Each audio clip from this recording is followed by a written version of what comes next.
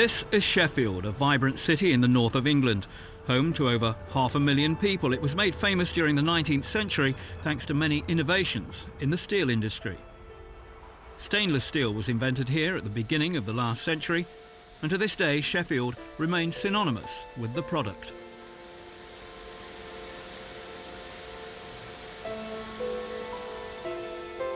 In footballing terms, Sheffield is home to the world's oldest club, Sheffield FC, formed on October the 24th, 1857. Unlike its neighbours, United and Wednesday, Sheffield FC has always been an amateur club, but they pioneered free kicks, heading the ball, corners, solid crossbars and throw-ins as we know them today. But how did the club come about?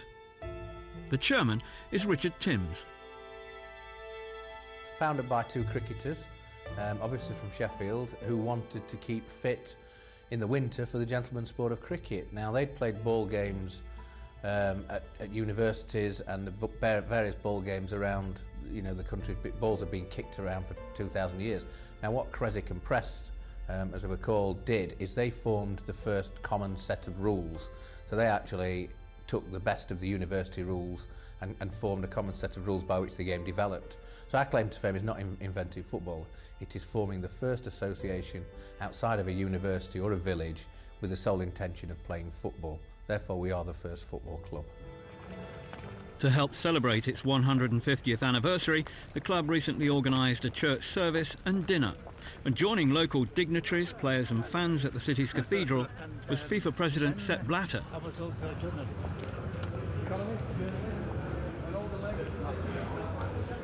The game's governing body has recognised Sheffield FC as the world's oldest football club, awarding it an Order of Merit in recognition of its historic importance and contribution to the sport. Only Spanish giants Real Madrid enjoy similar status. Your presence here reminds us of how truly worldwide the game of football has become.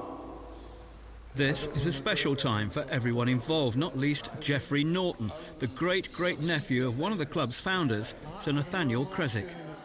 If he was sitting here today, I think he'd be absolutely astonished to realise that what he and William Press started would finish up with us today, 150 years later, with a service in the cathedral, a dinner in the Cutler's Hall, both of which he will have known. And I feel very, very proud of the fact to be related to him. Geoffrey Norton is the proud owner of a bust, that of the late William Prest, of whom there's no photographic record.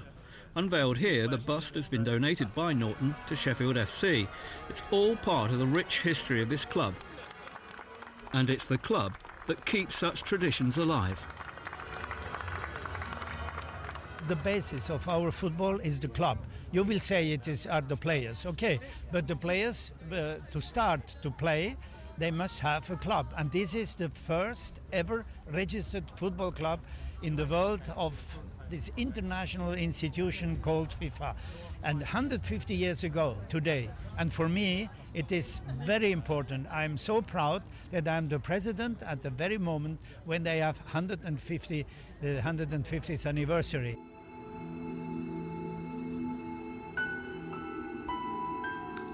Every club needs a home, and Dronfield is where Sheffield FC play their football nowadays. But that wasn't always the case, far from it. Until current chairman Richard Timms got involved, the world's oldest club was very much struggling to survive. I found out bizarre fact number one: the world's first football club has never had its own ground. 144 years it led a nomadic career. And it was in a sorry state in front of 10 supporters and no sponsors. So I started working with the then board, realising that if something wasn't done quite quickly, it would actually go out of business. And that was my sole objective, really, for the love of my city, to stop the world's first football club disappearing. Sheffield FC's captain is Tom Jones. He, like all the players, has a job outside the game. In his case, as a school teacher.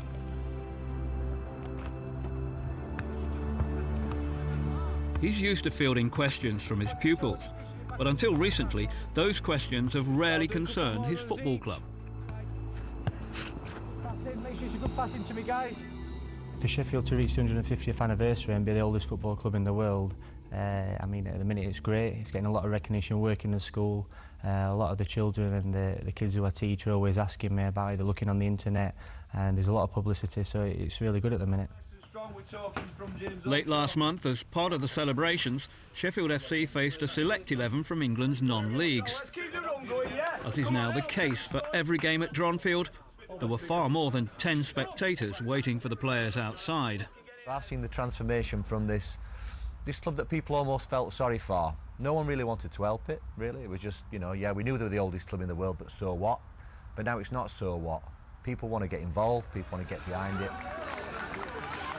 And that disillusion with professional football, come back to grassroots, seeing where it's all started, and standard of football's good, and yeah, it's great. I don't think I'd start and pay £22 again now. This is with every penny. They come off tired, and win or lose, you can see that they've all tried and pulled away, and it's just good for football.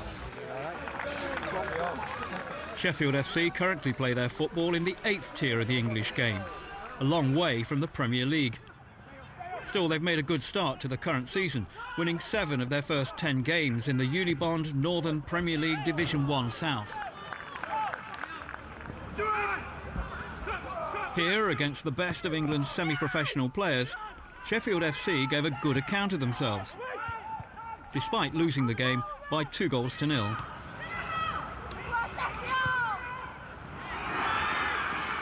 But this was just an appetizer to the main event. On November the 8th, Sheffield FC will take on Italian giants Inter Milan in a game that will be watched by Brazilian legend Pelé. It's a fitting birthday present for the oldest football club in the world. It's absolutely bizarre. I mean, I've been doing quite a lot of the liaison with Inter Milan, who've been absolutely first class, superb, everything about them.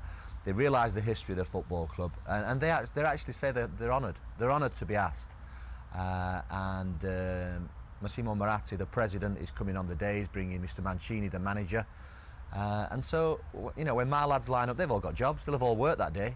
And then they're going to turn up at Bramall Lane in front of possibly 30,000 Sheffielders to play Italian champions Inter Milan. It's not just what dreams are made of, is it? It's going to be unbelievable. And then to top it all off, we've got Pelé. Pellé's going to be shaking hands with the players before the games. I mean, how are the lads going to sleep after that?